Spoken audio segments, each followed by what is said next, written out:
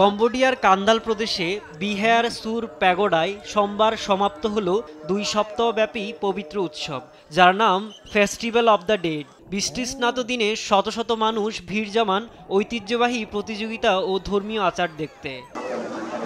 উৎসবের শেষ দিন ছিল সবার আকর্ষণের কেন্দ্রবিন্দু, যার মধ্যে অন্যতম মহিষ ও ঘোড়া দৌড়। গ্রামীণ ঐতিহ্যের এই প্রতিযোগিতা যেন এক মিলন মেলা, যেখানে মানুষ আসে পরিবার পরিজন নিয়ে আনন্দ ভাগাভাগি করে নিতে। আমি বুঝি নির্মাণের শিল্প, সালাম স্টিল বোঝে ডিউরেবিলিটি। সালাম স্টিল, মোস্ট ডিউরেবল স্টিল।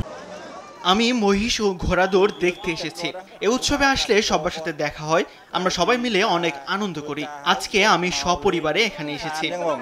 2 সপ্তাহব্যাপী এই উৎসব জুড়ে ভক্তরা মন্দিরে খাবার, কেক, পানীয় ও অর্থদান করেন ভিক্ষুদের। বিশ্বাস করা হয় এসব দান পৌঁছে যায় মৃত আত্মাদের কাছে, আর সেখান থেকেই আসে প্রিয়জনদের আশীর্বাদ, সৌভাগ্য ও শান্তি। আমি কিছুক্ষণ আগে আমার পূর্বপুরুষদের খাবার দিলাম, যেন তারা আমাদের আশীর্বাদ করেন, আমরা যেন সুখী হই এবং ব্যবসায় সফল হই। এদিনে স্মরণ করেন খেমার রুজ শাসনামলে প্রাণ হারানো 1 মিলিয়নেরও বেশি মানুষকে। উৎসব তাই হয়ে ওঠে শোক, স্মৃতি আর প্রার্থনার মিলনস্থল।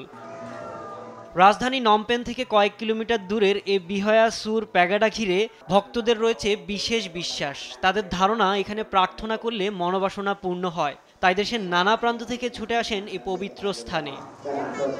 ধর্মীয় আচার, প্রতিযোগিতা ও শ্রদ্ধার মিছিলে সোমবার শেষ হয় কম্বোডিয়ার অন্যতম পবিত্র উৎসব ফেস্টিভ্যাল অব দ্য ডেড।